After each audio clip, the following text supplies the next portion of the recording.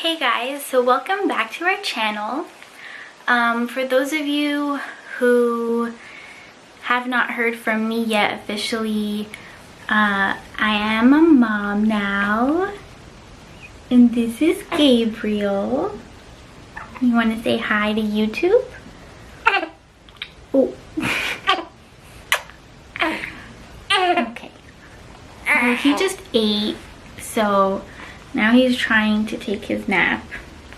So sorry if he ends up making noise in this video.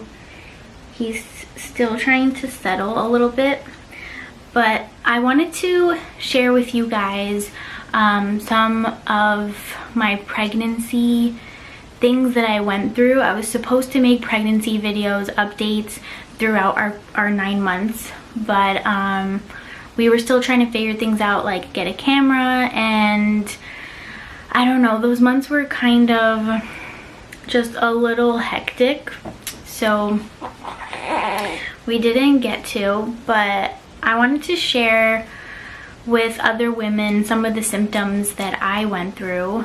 So just in case, if you are going through the same thing and maybe you don't know that you're pregnant, maybe you might want to look into that, or maybe if you are having a symptom that you are concerned about or wondering if it's normal in pregnancy, then maybe I had the same one and it will make you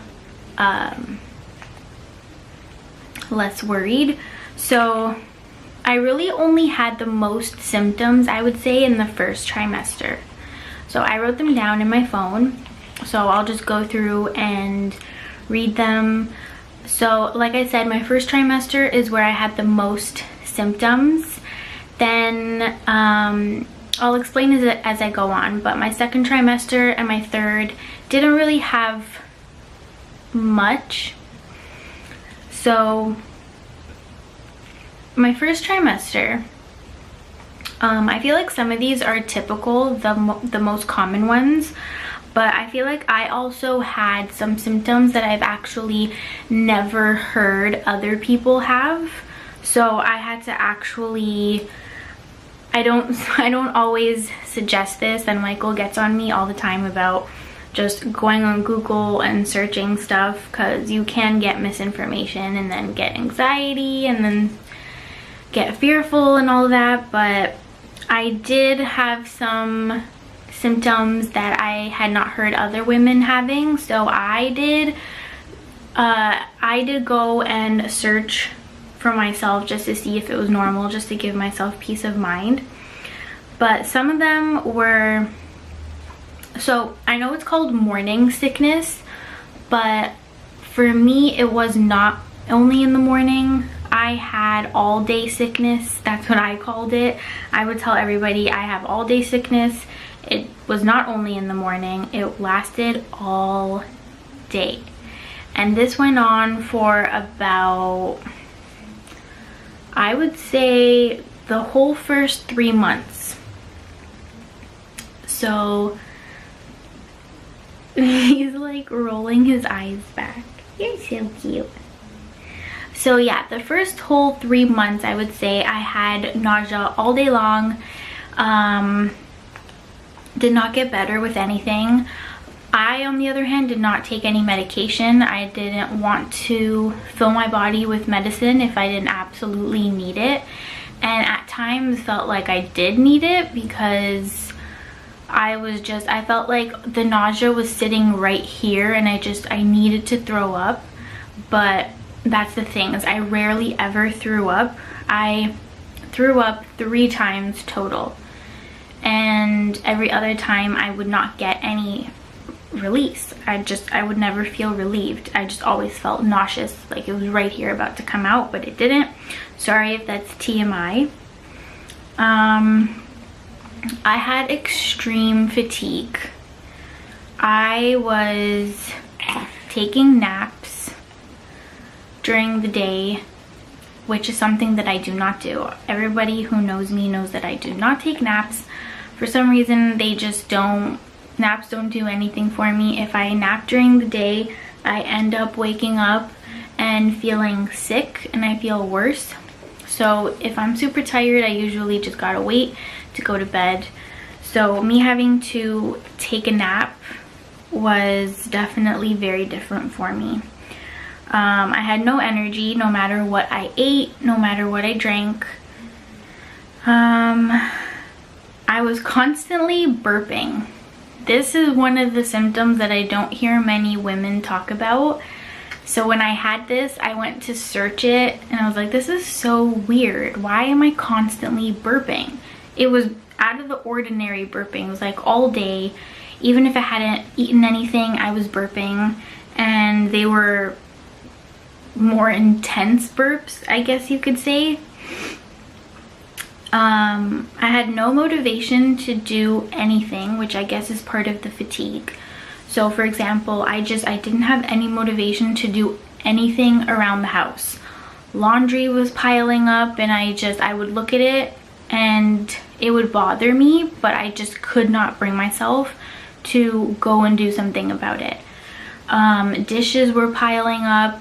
Thankfully, we do live with my family, so my mom and my grandma were able to handle those things in the house. So the house didn't get crazy messy, but yeah, I just could not help with things.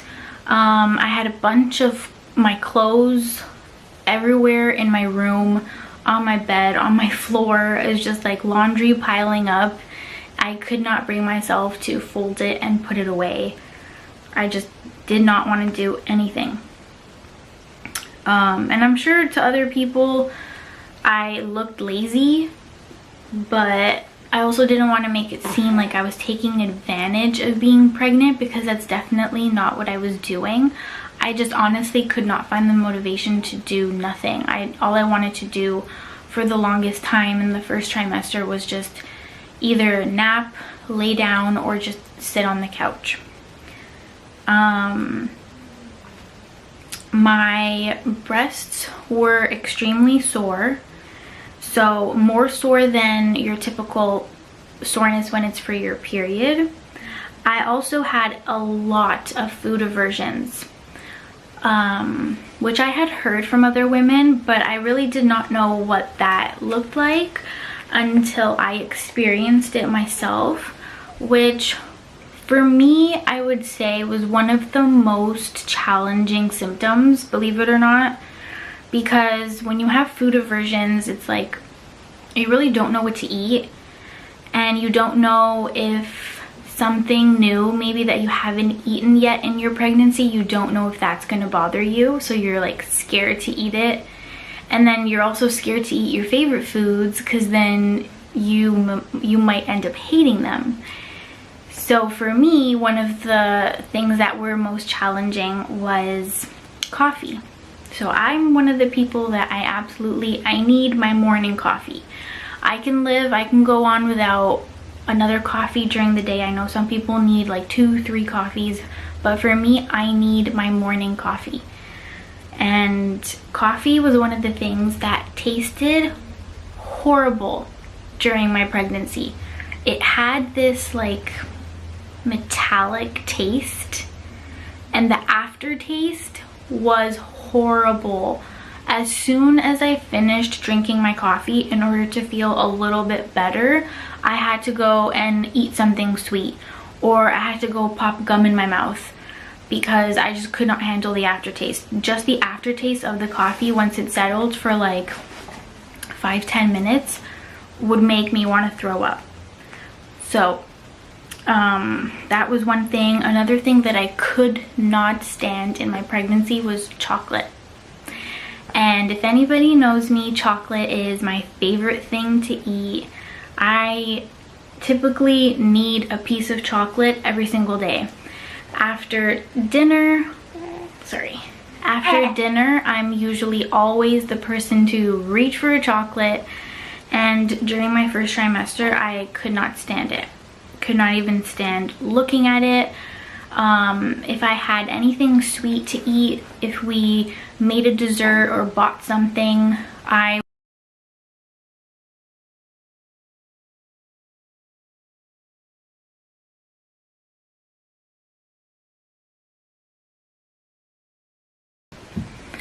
Another really weird food aversion was water. And this is something that I had never heard from anybody else. I ended up telling this to my doctor, and my doctor thankfully said that it was completely normal, but I could not drink water. For some reason, I know water really has no taste, but for some reason water would just enhance my nausea and it would make me even more sick. So the first trimester I really just had to stick with drinking juice and teas, things like that, which was really hard for me because I'm a big water drinker. I drink a lot of water typically, so to not have it was strange. Now in my notes I have it written down as the weird symptoms now. So I had really vivid dreams. I'm not gonna go into detail of what my dreams were because most of them are personal, but yeah, I did have really vivid dreams. I was dreaming almost every night, which is not really typical for me. I had increased heart rate during my pregnancy, and this is something that was not only in the first trimester, it lasted all the way until I gave birth. Yeah. So for those of you who don't know, I do struggle with anxiety. So people with anxiety typically already have a slightly faster heart rate than people who don't have anxiety, just because when it naturally does to your body, I think it like pumps more blood to your heart, makes your heart pump faster, and the adrenaline and all of that. So yeah, so people with anxiety typically have a faster heart rate.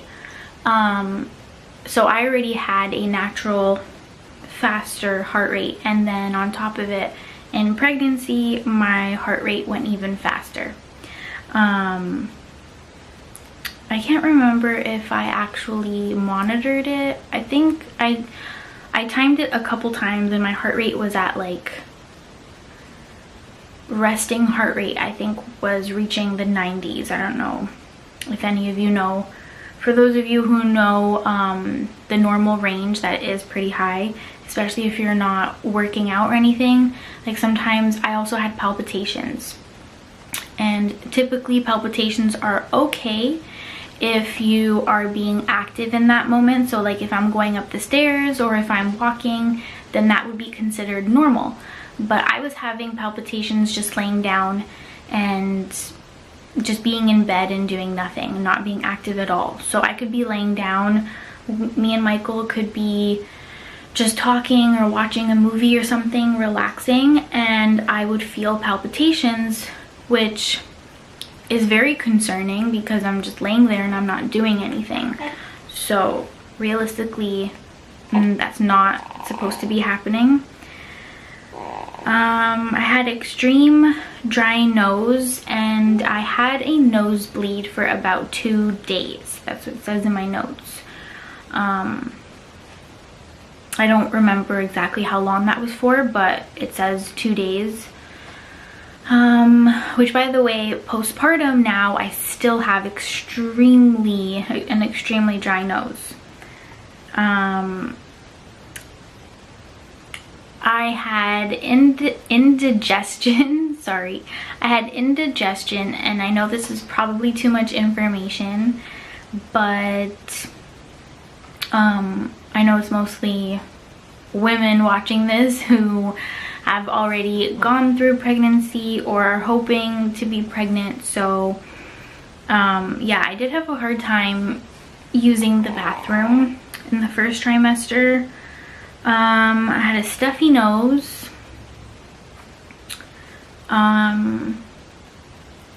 It says food and drinks leaving awful aftertaste in my mouth, sometimes metallic taste, which is what I was saying earlier with the coffee.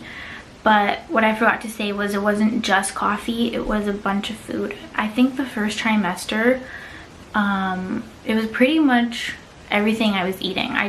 I was not enjoying dinner or lunch. I was not enjoying food at all for the whole first trimester. Every time it was to eat, I had to like force myself to eat because I knew that anything I ate was just gonna leave me feeling nauseous and just, I don't know how to explain a food aversion unless you have experienced it yourself, but it's like the moment when you're eating the food, you're fine. But then when you're done, and if you wait like 10 minutes, then you feel disgusted about the food that you just ate and you regret eating it. Okay. Sorry guys, but I have to finish the rest of the video on my phone because our camera died. So now I don't have the list to look at, but I think I was pretty much done all of the symptoms. I think the only ones that were left were I had bleeding gums throughout my entire pregnancy. It wasn't only in the first trimester. I had it actually right up until birth. So every time I would brush my teeth, it was really bad. Like the whole sink, well, not the whole sink, but well, I'm over exaggerating. But most of the sink was bright red and my gums were inflamed. And typically people who have that symptom can go to their dentist and get like a regular cleaning, and the dentist can help them to minimize the inflammation, but I didn't end up going. But I did have that symptom. It, like I said, it actually lasted right up until I gave birth. So literally the day I gave birth, it stopped. I don't know what kind of hormone or what was making that happen, but literally as soon as baby was out, gums were back to normal, thankfully. I think that was it. Or, oh yes, I had a headache. Headache started, I think it was, oh, now I can't remember. But I think it was in the second trimester that I started getting headaches. Or towards the end of the first trimester leading into the second. Now, the second trimester was bliss. It was completely different from the first trimester. The first trimester, I'm not gonna lie, was extremely difficult. There were moments where I thought to myself that there is no way I can do this. I could not go on 9 months possibly continuing to be that way, because there are women who unfortunately do continue to have the same symptoms throughout most of their pregnancy. And they continue having nausea all the way through. I think my mom actually, she said that she had nausea and all of the symptoms for a majority of her pregnancy. But thankfully, mine ended in the first trimester. Oh, baby's squirming.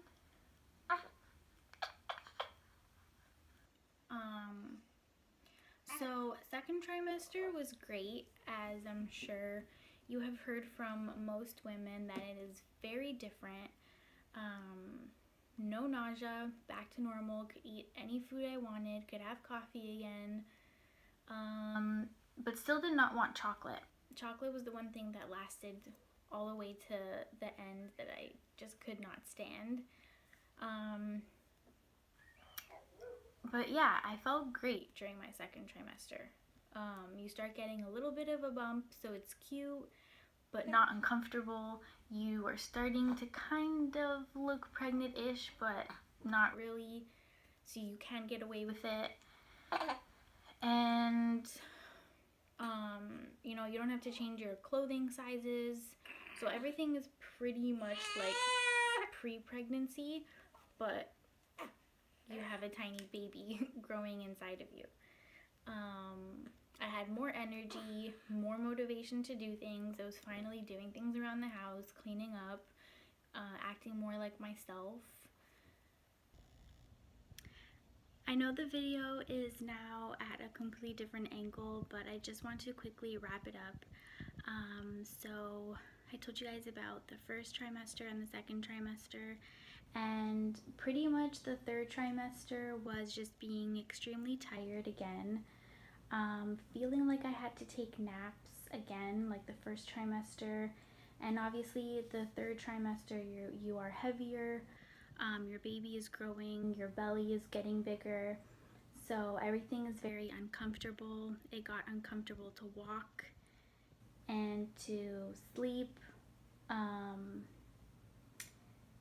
Some nights I had to figure out different sleeping positions just to get comfortable, and just like it got hard to roll out of bed and to sit down. You can't just get up normally, can't really bend down and pick things up off the floor, so you need people to help you. So I think that was it.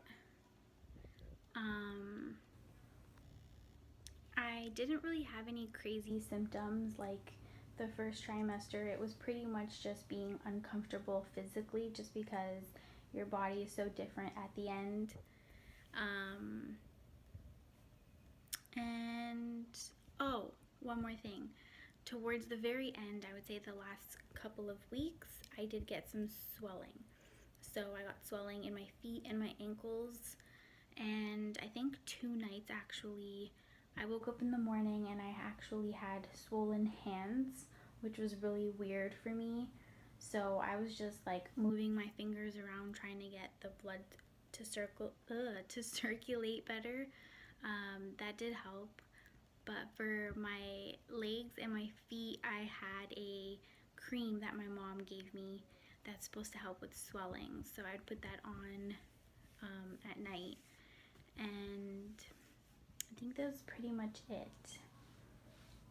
So sorry guys, I know this video was all over the place. I started with the camera, then on my phone, and now here.